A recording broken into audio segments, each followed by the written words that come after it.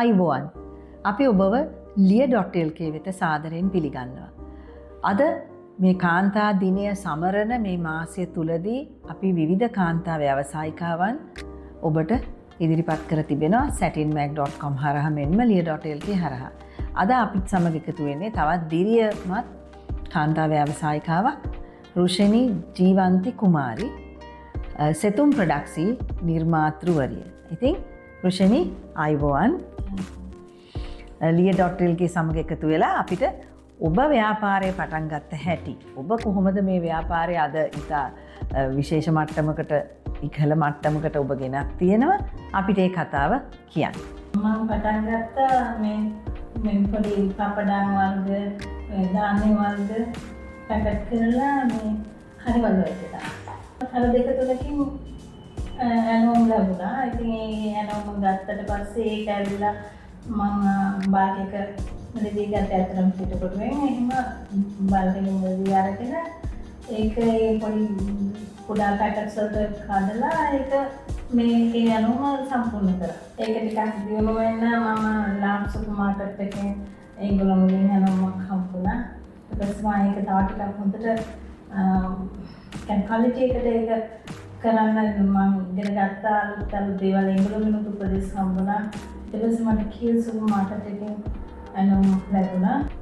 ඊට පස්සේ ඒකේ මම පොඩි පොඩි උපකරණ ගත්තා. ෆැක්ස් මැෂින් එකක් ඒ වගේ දේවල් අරන් කම්පියුටර් ටික එහෙම ඩෙවලොප් වුණා. මම ඇත්තටම මේ ව්‍යාපාරය පටන් ගත්තේ 2003. තට්ටු දෙකේ ගෑප් තිබුණා මට. ඉතින් උඩ තට්ටුවේ මම ඒ වැඩ ටික කරගෙන ගියා. ඒකෙදි මට එක එක ආයතන වලින් උදව් කරා. මට කේස් එකකට උදව් කරා. ඒගොල්ලෝගේ දැනුමත් දුන්නා. එක එක ආයතන වලින් මට දැන් මේ වෙනකොට කේස් කාගේ සාපිකෝ ඒ හැම සුපර් මාකට් එකකටම පැක් කරනවා. දැන් අපි ඒ තට්ටු සාතිකාරම් තියෙනවා. ISO 20000 තියෙනවා. GMP certificate හසක් ඒ ඔක්කොම අරන් තියෙනවා. එක්ස්පෝර්ට් කරන්න බලාපොරොත්තු වෙන අපි අලුත් බිල්ඩින් එකක් හදලා තියෙනවා. මම අලුතෙන් පටන් ගත්තා මේ මෂ්රූම් මේ හතු වේලලා මේ ඩිහයිඩ්‍රේට් කරලා මේ ෆ්ලෙක්ස් එක හදනවා, පවුඩර් එක හදනවා. ඒ වගේ නිෂ්පාදනයක්. ඒක මේ ජාත්‍යන්තර වෙළඳපොළ වෙනුවෙන් තමයි ඉතින් අතට මේ ආරම්භ කරේ.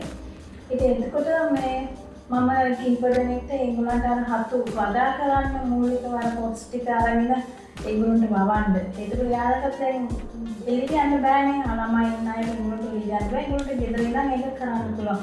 ඒකට ඒගොල්ලන්ට ඒකට මූලික මුදල ලබා දීලා ඊට පස්සේ යාළුවා ඒක හදාගෙන එනකොට ඒව කපලා අපිට තමයි එයා සප්ලයි කරන්නේ. ඒක අපි ඒක මෙලදී ගන්නවා. කාන්තාවට මේ මල්ටි ටාස්කින් ඒගොල්ලන්ට හැමදේම බැලන්ස් කරලා කරගන්න පුළුවන් දක්ෂතාවයක් ඇත්තටම තියෙනවා.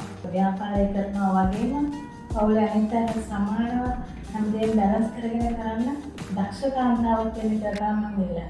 ඒක තමයි අපෝ හැල්ලා බලනකොට සතුටුස් වෙන්න පුළුවන් විදිය.